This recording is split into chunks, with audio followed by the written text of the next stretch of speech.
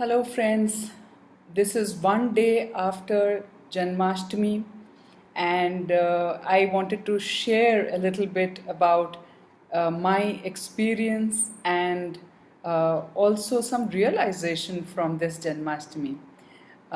So basically, yesterday I was at our ashram, which is based out of Srirangapatna in Karnataka in India, and we had a great celebration when we had the Homa, we had Rath Yatra, we had Abhishekam, and then ultimately the Mahamangalarti offerings when in the midnight, and there were a lot of bhajans and classes, and then ultimately we all enjoyed the Mahaprasadam post midnight.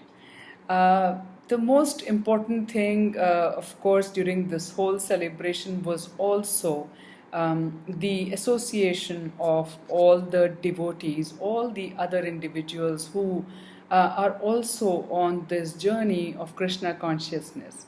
So it is a great time we had when a lot of us who have been in the mission for quite some time now actually got together and spent a lot of time sharing our experiences in Krishna consciousness so far with each other, which I think we all were extremely grateful towards the end for the learnings we got from this conversation and a sense of bonding and a family that we felt with each other in that association.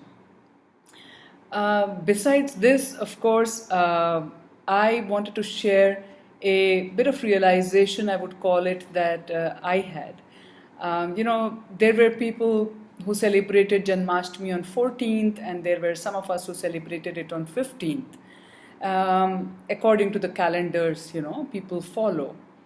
However, the point really is not about Krishna really being born, because as we know, he is a supreme personality of Godhead, he's Adhokshaja, he's actually unborn. So I was at some point wondering, what are we really celebrating? And I felt actually this was a day when he did appear in this world in Vrindavana, and there were people who were very fortunate to be part of this Leela, they call it a play of Krishna. He came here for a purpose. He went, when he had finished that purpose, to his permanent abode. But it's not like the birth and death we people have with our material bodies. But of course, our soul, as he explains in Bhagavad Gita, is the same, which means actually something that doesn't take birth and does not really die, but only transforms from one state to another. So basically, this was a day when many people in Vrindavan, in Mathura, they actually got Krishna in their lives, and they became eternal, participants of Krishna Leela, and that is the main point. They got rid of this material bondage of birth, death, disease, old age, and they actually became a part of Krishna Leela, where they are eternally existing, doing service to Krishna, absolutely in bliss. And that is the ultimate goal that all of us actually from within our soul's desire.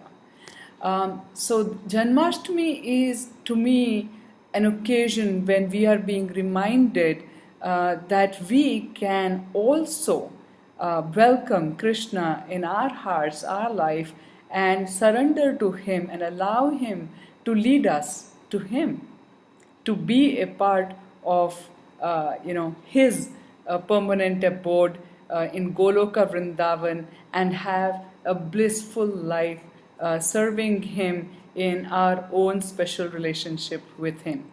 It is a time when we are remembered, are we ready to welcome Him in our lives? And, kind of allow Him to take birth in our life. That day when it could happen is the real Krishna Janmashtami that we can celebrate for ourselves. So this is something which kind of really amazed me as the thought came into me, and I couldn't resist sharing it with those of you who might whose thoughts might be aligned with what I'm saying and who might be able to relate to what I'm saying. So this is it from me today. Have a wonderful, conscious day. Goodbye.